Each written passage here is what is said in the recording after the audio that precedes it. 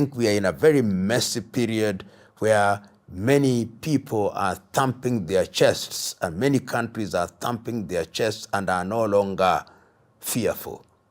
In other words, there is a beautiful saying amongst the Twi in Ghana. The European powers and the Americans have chased what they thought to be the cowards of the world, and they have now met the courage of the cowards. When you corner a cat, the cat turns and can be dangerously courageous. That is what is happening in the world. It is no longer the case that when America or Europe sneezes, the rest of the world goes into a coma. No, they just sneeze back.